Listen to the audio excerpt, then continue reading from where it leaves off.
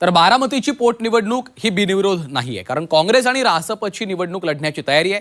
काँग्रेस आणि रासप आघाडी करत उमेदवार देणार आहे. महादेव जानकर आणि हर्षवर्धन सपकाळ यांची भेट झालेली आहे. अजित पवार यांच्या अपघाती निधनानंतर बारामतीतली पोटनिवडणूक बिनविरोध होणार नसल्याची चिन्ह आता आपल्याला पाहायला मिळत आहेत, कारण काँग्रेस आणि रासपनं आघाडी करत उमेदवार देण्याचा विचार केलेला आहे. आणि याच संदर्भात महादेव जानकर आणि हर्षवर्धन सपकाळ यांची देखील भेट झाल्याचं समजतं. या भेटीमध्ये याविषयी चर्चा देखील झाल्याची माहिती आहे.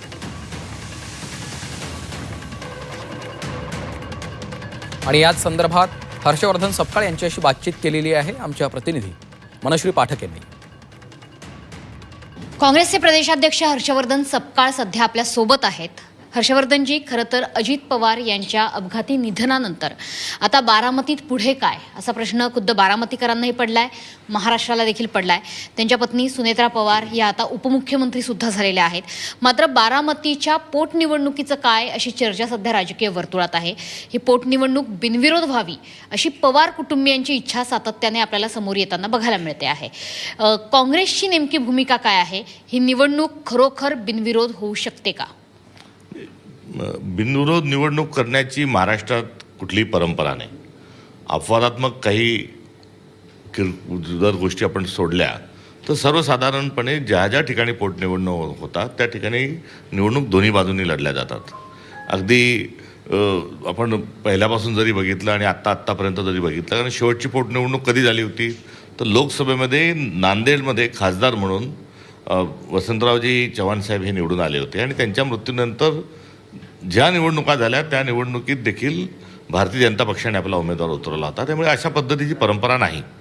अजितदादांचा मृत्यू हा दुःखद आणि धक्कादायक जरूर आहे, मात्र निवडणुकीच्या अनुषंगानं यामध्ये अशी परंपरा नसल्यामुळे आणि हा एक राजकीय एक परिस्थिती असल्यामुळे यामध्ये निवडणुका होण्याकरता कुठल्या प्रकारची हरकत नसावी. बारामती आणि राहुरी ज्या दोन पोटनिवडणुकांची सध्या चर्चा आहे त्या ठिकाणी राष्ट्रवादीने आपला झेंडा फडकवलेला होता. विशेषतः तुमची ज्यांच्यासोबत महाविकास आघाडी आहे, राष्ट्रवादी शरदचंद्र पवार पक्ष, यांच्याशी या संदर्भात काही बोलणं झालंय का? कारण त्यांच्या पक्षातून आमच्याकडून उमेदवार दिला जाणार नाही असं सांगितलं जात आहे. थेट स्वरूपात त्यांच्याशी तशा पद्धतीची चर्चा झाली नाही. IQ जी माहिती आहे त्या अनुषंगाने जरूर आम्ही त्यांच्याशी चर्चा करणार आहोत. म्हणजे जर शरद पवार म्हणत असतील की अजित पवारांच्या मृत्यूनंतर जर सुनेत्रा पवारांनी बारामती चालवावी, त्यांची जागा चालवावी, अशा पद्धतीची एक विचारसरणी पवार कुटुंबियांत असताना निवडणूक बिनविरोध व्हावी याला तुमचा विरोध आहे? नाही, बिनविरोध होण्याला विरोध असण्याचा प्रश्नच उद्भवत नाही. अशा पद्धतीची परंपरा नाही. शेवटी राजकीय भूमिका यामध्ये महत्त्वाची आहे. निधन हे अजितदादांचं दुःखद आहे, यामध्ये कुठल्याही पद्धतीचा म्हणजे दुमत असण्याचं काही दूरपर्यंत कारण नाही. आणि अशा परिस्थितीमध्ये आता राजकारण बरंच पुढे चाललं गेलेलं आहे.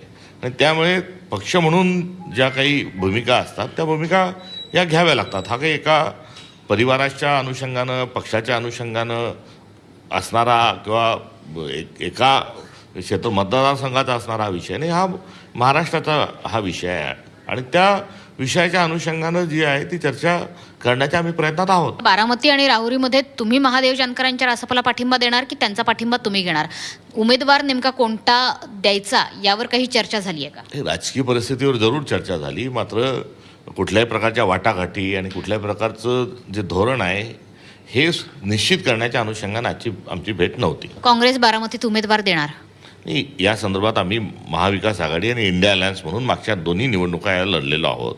आणि त्या ठिकाणी राष्ट्रवादी शरद पवार साहेबांच्या राष्ट्रवादीचा क्लेम आहे.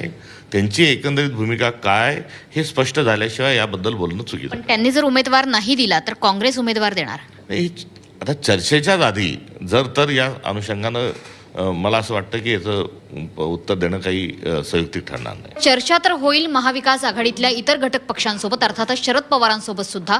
मात्र तरी देखील बारामतीची निवडणूक ही बिनविरोध होणार नाही अशी चिन्ह सध्याच्या घडीला दिसत आहेत. कारण काँग्रेस आणि रासपचे महादेव जानकर यांची बैठक सुद्धा पार पडली आणि महाराष्ट्रातली बारामतीची जागा बिनविरोध लढली जाऊ नये, त्या ठिकाणी निवडणूक व्हावी अशी स्पष्ट इच्छा आता काँग्रेसचे प्रदेशाध्यक्ष हर्षवर्धन सपकाळ हे व्यक्त करतायत. कॅमेरामन रवी चव्हाण, मनश्री पाठक, झी 24 तास, मुंबई.